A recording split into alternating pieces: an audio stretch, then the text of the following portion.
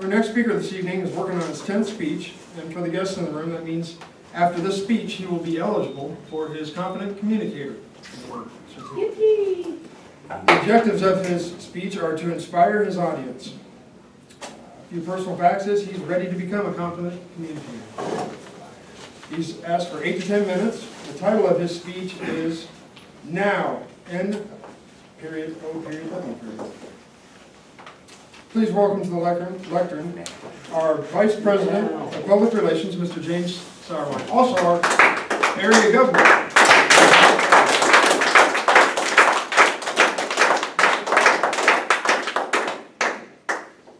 Distinguished dignitaries, most welcome guests, if there's any in the room, and fellow Toastmasters. 16 months. 16 months. That's how long it's been from my first speech until now. I've learned a lot about what it is to be a Toastmaster, but more importantly, gentlemen, I've learned a lot about myself. And I've looked back over my life and I realize that I've let a lot of opportunities pass me by because I didn't have the courage to seize them. This speech is a product of what I've learned over the 16 months. I realize that my whole life I've been afraid. Not in the sense that you're thinking. I wasn't afraid of the things I should have been afraid of. I had a lot of irrational fears. I had self-doubt, and I had a lack of self-confidence. But like I said, this speech is a product of what I've learned over the last 16 months. And that is why I'm using an acronym for NOW. What does NOW mean? You ask? Well, let's get into it. And it's very personal to me because it stands for never allow your timidity to rob you of a life-learning experience or opportunity. I've looked over my entire life. I can remember high school year, baseball team. Last inning, 2 outs, down by 1, and I'm up to bat. And I'm not thinking, well, this is an opportunity for me to win the game, to be the hero. I'm thinking, what if I get out? What if I cost the team the game? I can remember many occasions when there's a pretty girl across the room, but I don't have the courage to say anything. I had a fear of rejection. A lot of you know from my prior speeches that I used to work at APAC. A lot of times at APAC, there would be opportunities for advancement. You could become a supervisor, a trainer, QA, quality assurance, but you had to step up, you had to put in the application, and you had to show that you wanted the position. But what did I do? I sat in my little cubicle with my headset on because I was afraid. I didn't have the courage to step up. I had the skills for the job, but I lacked self-confidence. And this can go for anything. You see, every single one of us has a tremendous amount of potential. But unfortunately, every single one of us has some degree of self-doubt. We all have a lack of self-confidence. Some of us have, to a greater degree than others.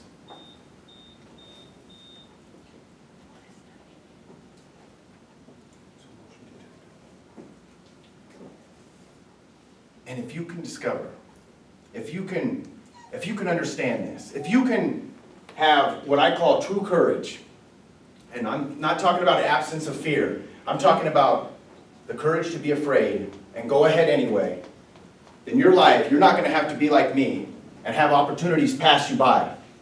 In fact, the next letter in my acronym is going to come knocking. O stands for opportunity. A lot of people ask me why I try so hard, why I have such a tremendous drive. Recently somebody gave me a book. And in this book was a story about a young lady. This lady had dreams of swimming for the U.S. Olympic swim team. She had to get up every single morning at 4 a.m. to swim for 3 hours before going to school. When Saturday rolled around, she couldn't party with her friends. She had homework to do. She had to keep her grades up like everyone else. This went on day after day, week after week, month after month, year after year. And when somebody asked her, he said, why?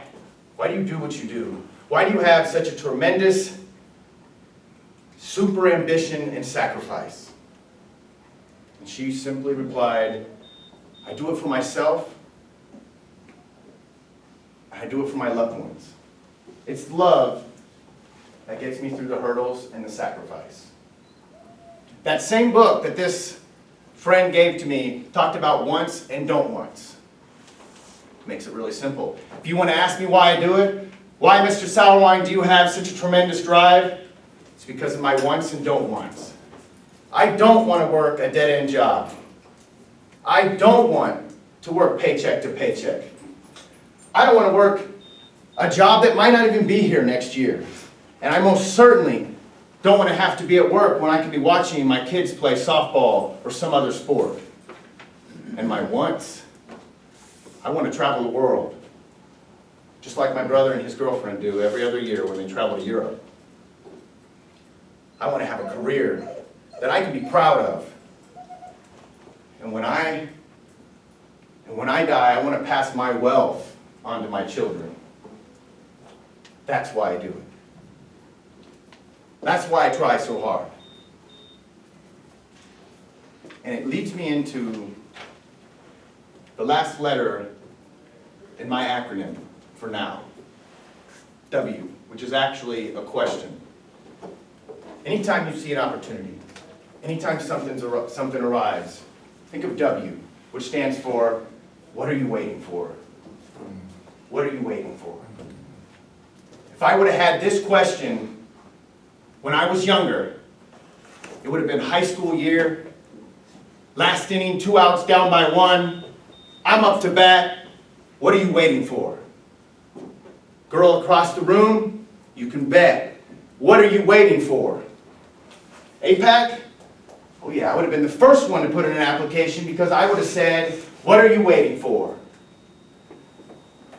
Whatever the opportunity is.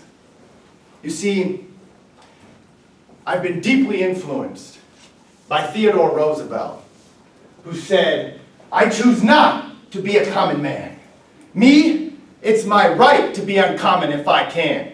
I'll seek opportunity, not security. I do not wish to be a kept citizen, humbled and dulled by having the state look after me. I want to take the calculated risk to dream and to build, to fail and to succeed. I'll refuse to live from hand to mouth. I'll prefer the challenges of life to the guarantees of existence, the thrill of fulfillment to the state calm of utopia. And I will never cower before any man, nor bend to any friend. It is my heritage to stand erect, proud and unafraid, to think and act for myself, and to face the world boldly and say, this I have done. The fact that all of you are in this room when you could most certainly be somewhere else should be proof enough to yourselves that you're starting to live in the now. And I guarantee you, when you leave here, or even whatever it is you're trying to do, if you think of end, to never allow yourself, never allow your timidity to rob you of a life learning experience or opportunity ever again. And be receptive. Think about opportunity. Keep your eyes out, but know that opportunity may knock. It may even sneak in a door that you didn't even know was open.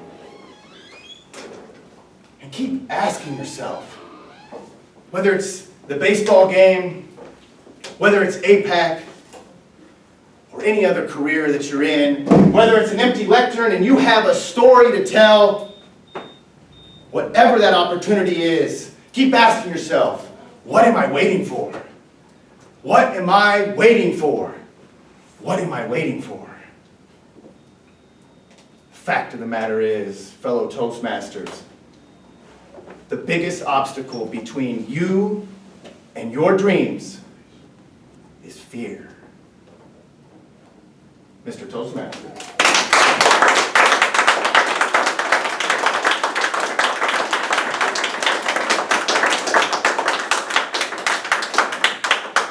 Thank you, Mr. Sourwine. We have 1 to 2 minutes for the evaluation, please.